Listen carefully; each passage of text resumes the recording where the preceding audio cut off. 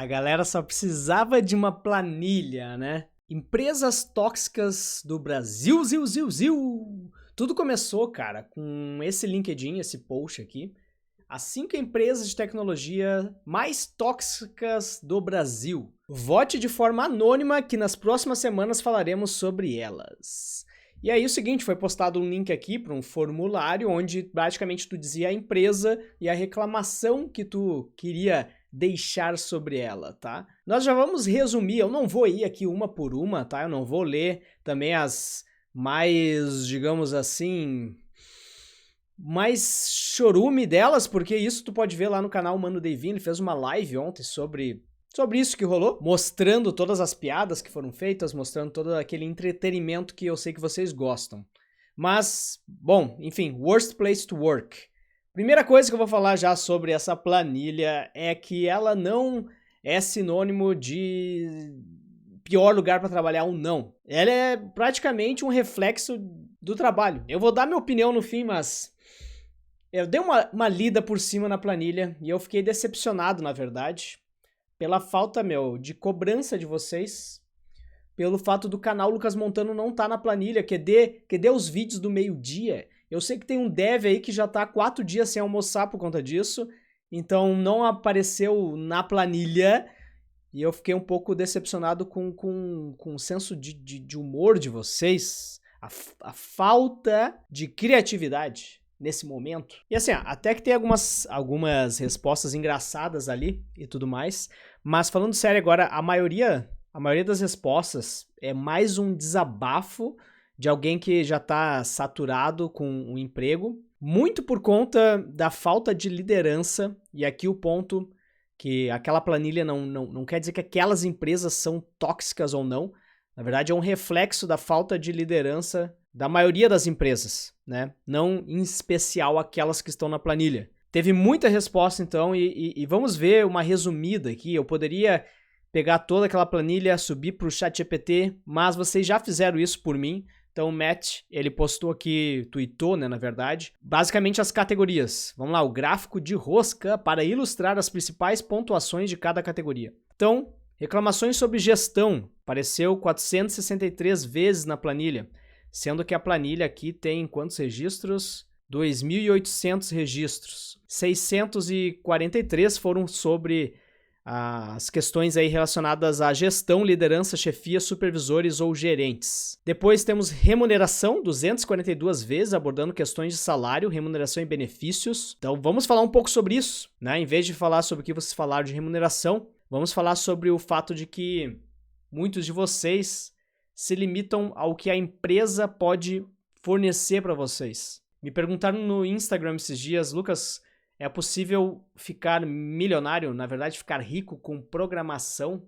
É possível ganhar bem com programação? E eu acho que uma das coisas que a gente precisa parar de tentar nos comparar, ou na verdade tentar buscar, né, é olhar essas médias salariais e tentar chegar numa conclusão se a gente conseguiria ou não ser rico com o que a gente faz, né? Então, eu acho que é uma cilada tu se prender a essas médias salariais do mercado ou da região.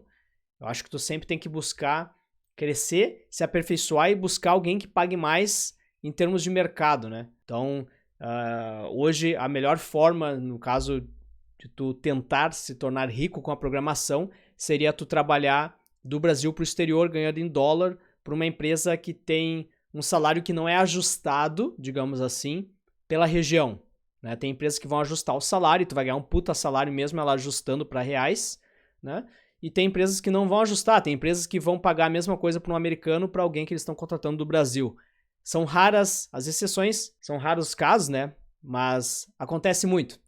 Não, tem algumas oportunidades aí que tu poderia estar indo atrás. Mas remuneração não tem muito o que dizer, né? Remuneração tu pode reclamar, mas no final vai ser a oferta de profissionais com a demanda por esse profissional, né? E atualmente a oferta de profissional está maior do que a demanda. Então, natural que a gente reclamaria numa planilha, mas isso não vai mudar nada, tá? O que tu pode mudar é tu olhar para um mercado que poderia estar te pagando mais. Ambiente de trabalho e discriminação, então ambos mencionados 154 vezes. Eu até achei um número bem baixo, assim, de 2.400, 2.800, 154 vezes, então, tratando de questões do clima organizacional e casos de discriminação ou assédio, respectivamente. A comunicação, 71 vezes, focando em feedback, diálogo e comunicação eficaz. Vocês não querem trabalhar remoto, cara? A comunicação, ela tem que ser eficaz, né? Mas 71 também é pouquíssimo, né? Condições de trabalho, 56 vezes relacionadas às condições físicas e horário, ou carga horária aqui de trabalho, né? Incluindo sobrecarga e horas extras. Horas extras, cara, isso aqui é complicado, meu.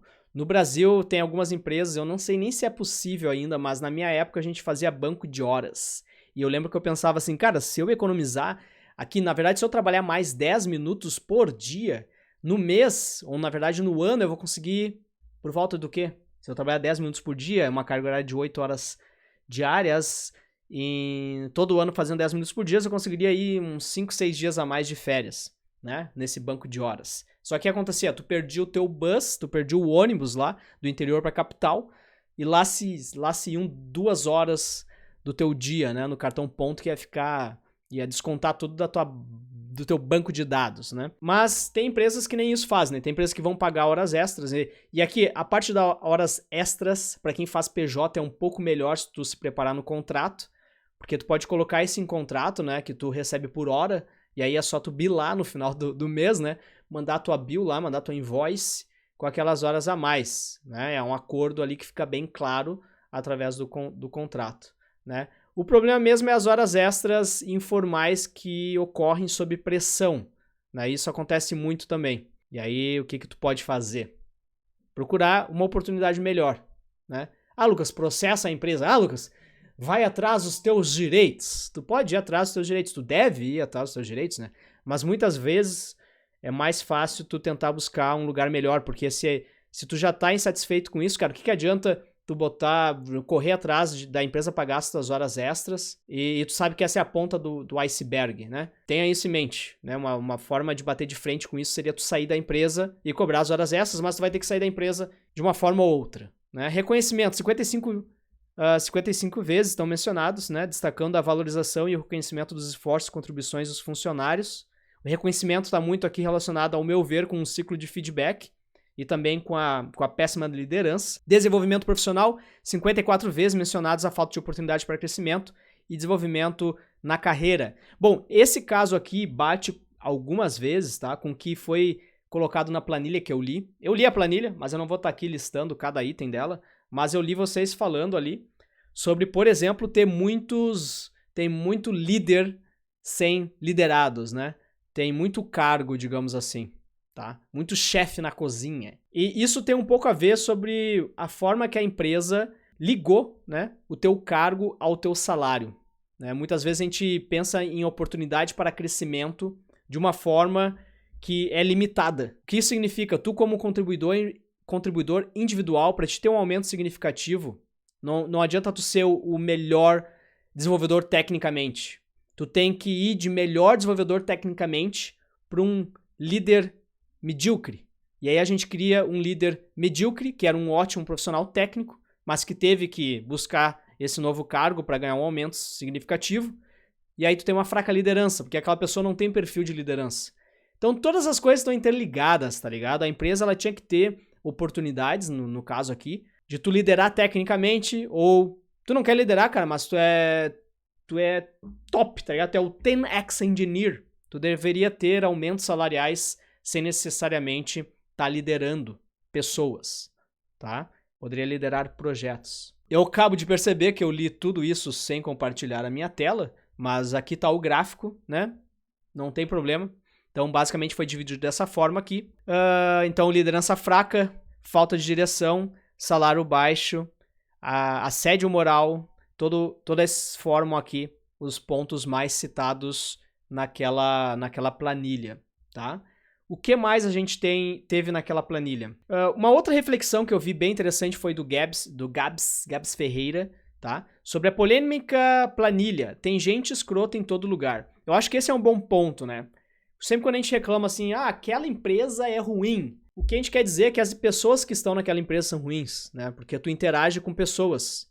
E os top aqui de reclamações, né? Tirando o salário baixo, mas liderança fraca, falta de direção, assédio moral, desigualdade de gênero, falta de cooperação, pressão excessiva.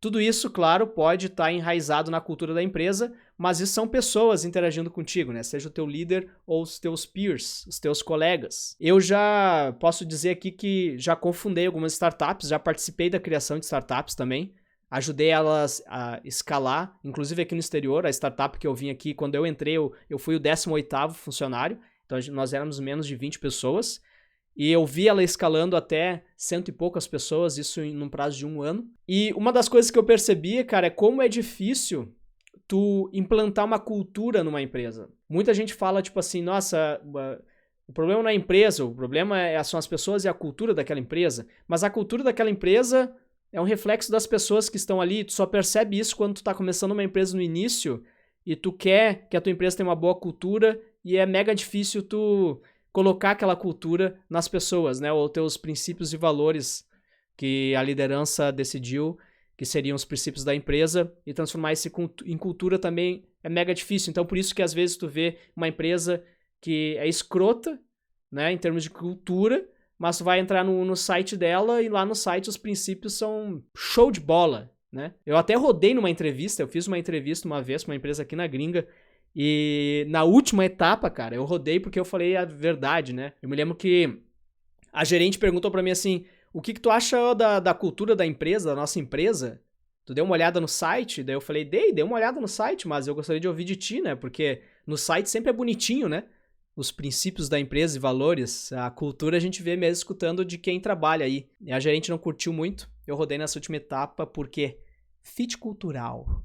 Bom, às vezes a gente fala empresa como uma coisa abstrata, mas a empresa é um punhado de gente. E quanto maior ela for, mais gente e maiores as chances de ter, né, cuzões. Eu concordo, né, como a gente falou aqui, mas eu diria também que muitas vezes a empresa tenta engessar processos e se torna algo meio burocrático, né?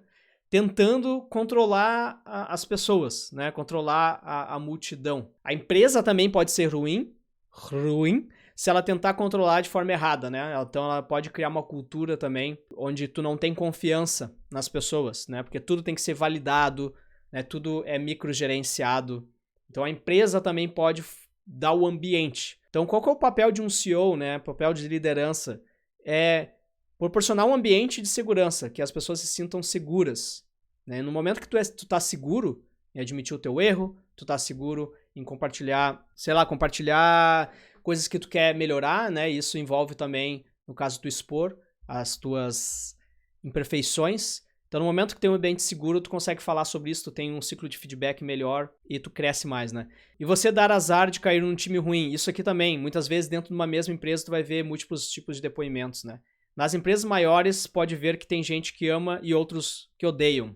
Claro que algumas delas a cultura é tóxica mesmo, mas em muitos casos trocar de time resolve. Muito verdade isso que o Gabs falou. Bom, vamos lá. Minha opinião para finalizar aqui sobre essa planilha. Eu dividi em algumas coisas aqui. Primeiro, vamos falar do RH, tá? Eu vi muitos de vocês que citaram RH na planilha. Quer ver?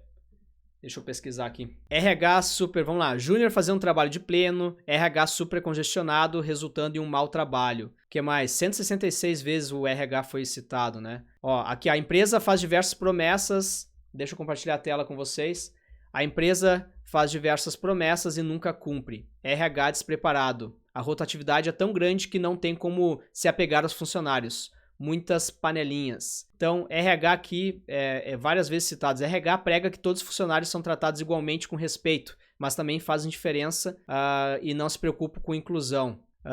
Gerente de RH, assédio moral de gerente de RH, bom, isso aqui é mais grave ainda. A área de RH é extremamente despreparada, desorganizada, tem o pior RH de todas as empresas. Então, muita reclamação do RH, então eu decidi falar sobre o RH. Uma coisa que vocês podem ter certeza, tá? E aqui eu vazei até algumas coisas que eu vou estar gravando ou já gravei para vocês, né? Era para ter usado essa câmera, mas tudo bem. Uma das coisas que vocês podem ter certeza aí, cara, é que o RH, cara, e a liderança das empresas, elas... O RH, vamos lá, vamos voltar. Volta 2 casinhas, Lucas. Eu acho que não não fica muito claro para vocês que estão começando, né?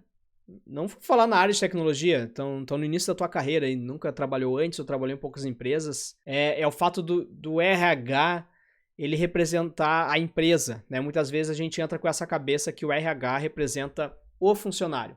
Então eu vi muitas pessoas reclamando do RH na planilha e que estavam com uma expectativa diferente do que seria o RH. E eu acho que tem que ficar claro para ti que o RH ele tá lá numa empresa para diminuir os riscos da empresa, né? O RH tá na empresa para diminuir os riscos da empresa. Quem deve te ajudar é o teu líder, tá? Não é o RH. Quem deveria estar te ajudando, tanto a crescer quanto a resolver problemas internos dentro da empresa, seria o teu líder. Aí tu tem um problema quando o teu líder é ruim. E aí tu precisa fazer o seguinte, tu precisa identificar onde que o teu líder está deixando a peteca cair. Então vamos lá. Se quem te ajuda no RH é o líder, o que acontece quando tem um problema com o líder? Aí tu vai ter que recorrer ao RH. Então tu vai ter que ver como que o líder está descumprindo com alguma política da empresa ou não está alinhado culturalmente com a empresa. Eu vou te dar, e aí tu vai levar isso para cá. Eu vou te dar um exemplo, tá? Eu vou te dar um exemplo de falta de liderança. Vamos falar então de falta de liderança. Primeiro, né? O que é uma liderança fraca? Esses dias um amigo veio falar para mim, é um amigo sênior, e ele veio pedir minha ajuda sobre como que ele lidava com uma situação. A situação era a seguinte, ele tinha aberto um pull request, tá?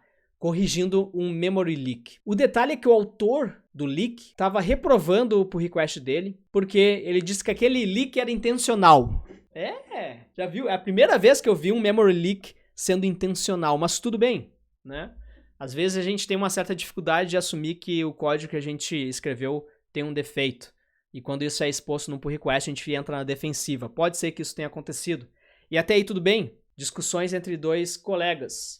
O problema é que o meu amigo chamou o Staff Engineer, que deveria ser a referência técnica, deveria ser a liderança técnica, né? Então o Staff Engineer, que é um contribuidor individual, um IC, que foi promovido, não para ser, muitas vezes, líderes de pessoas, ele não é um team lead, nem um tech lead, ele continuou no caminho de ser a pessoa técnica, referência da empresa, ele virou um staff, ainda tu tem distinguished, tu tem principal e distinguished, mas staff já é, digamos assim, uma referência para todos os outros seniors na empresa. E quando ele perguntou pro staff o que ele achava, para, no caso, chegar a uma conclusão, a gente faz o merge desse pull request ou a gente fecha o pull request? Para resolver o problema. O staff, aqui representando a liderança fraca, chegou para ele e disse o seguinte, cara, eu prefiro não me meter nessa discussão, na verdade, o que vocês decidirem tá bom para mim. Esse é só um exemplo, né? Esse é só um exemplo de uma má liderança. E aí, quando tu não consegue contar com os teus líderes para resolverem ou dar a opinião quando eles precisam dar uma opinião, tu acaba gerando conflito entre os teus colegas, né? E acaba gerando, então, esse ambiente tóxico, onde todo mundo tá na defensiva, onde ninguém admite os erros, né? Provavelmente esse cara não quis admitir o erro que ele causou um memory leak, e aí ele foi atrás de uma desculpa do porquê que ele teve que fazer o código daquele jeito. E é isso. Uma outra coisa que vocês falaram, só pra encerrar, que eu poderia fazer um vídeo sobre isso, vamos ver se eu acho aqui. Aqui, ó. Júnior fazendo trabalho de pleno. Outro. Ter contrato como júnior e vendem como sênior na cara dura. Baixa remuneração. Lhe vendem como sênior e te pagam como júnior. Chefias tóxicas que não são demitidas só porque conseguem oprimir os colaboradores a fazerem horas extras sem limites todos os dias. Então, essa questão aqui de te contratarem como júnior e te venderem como sênior. Não vou passar pano para a empresa, né, que tá pagando mal. Eu já falei, cara, se a empresa tá pagando mal e tem gente fazendo aquele serviço, significa que a oferta e a demanda estão desbalanceadas e o melhor que tu pode fazer é buscar uma oportunidade melhor, tá? Ok. A empresa poderia estar te pagando mais. Cara, todas as empresas poderiam estar pagando mais e cobrando mais para os seus clientes ou colocando menos lucro no bolso. Aí a gente já fica muito complexo, né? Muitas empresas te pagam pouco e ao mesmo tempo nem fizeram break-even, né? Principalmente startups. Ah, vou reclamar de startup, ela me paga pouco. A startup tá lá rodando com dinheiro de investidor sem ganhar, sem distribuir nenhum lucro pro CEO, o cara acreditando que tá criando um unicórnio. 99% das empresas, das startups, não viram unicórnio, tá? O CEO sai com uma mão na frente e outra atrás, porque todos os investimentos que ele conseguiu para a startup dele ganharam no caso, preferência de venda. O que significa que se ele recebeu 5 milhões de dólares de investimento e lá no fim ele for adquirido, né, digamos por 5 milhões, ele não leva nada para casa, né? Ou 6 milhões, depende do valuation que ele estava fazendo das rodadas, ele pode nem levar nada para casa também. Então é bem complicado, né? A maioria dos CEOs de startups acabam não ficando milionário. Essa é a realidade, tá? Alguns conseguem assumir vários riscos, mas tem grandes empresas também, Lucas, que pagam pouco. Tem grandes empresas que pagam pouco. Tem grandes empresas, é onde acontece isso, empresas grandes de software house que vendem profissionais de tecnologia, elas te contratam como júnior, te vendem como sênior, mas tu precisa fazer um cálculo aí. Por que tu não vai lá como júnior então e trabalha nessa empresa, nesse cliente, né?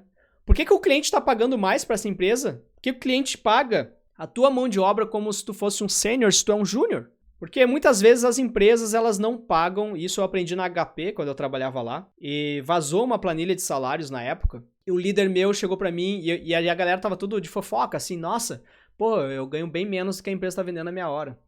E eu lembro que um dos meus pares, né, não é nem chefia da empresa, não era diretor nem nada, chegou para mim e falou o seguinte, cara, tu já parou pra pensar que os nossos clientes, eles contratam a gente não pelo código escrito, mas é pela certeza que eles têm quem processar. Então por que uma empresa não te paga o que ela tá pagando pra tua empresa, que te paga pouco, entendeu? Por que tem um intermediário no meio? Porque esse intermediário, ele adiciona no negócio muito mais do que o código que tu escreve. Primeiro que teve um time comercial que muitas vezes precisou viajar, fez altos networking, conseguiu esse cliente.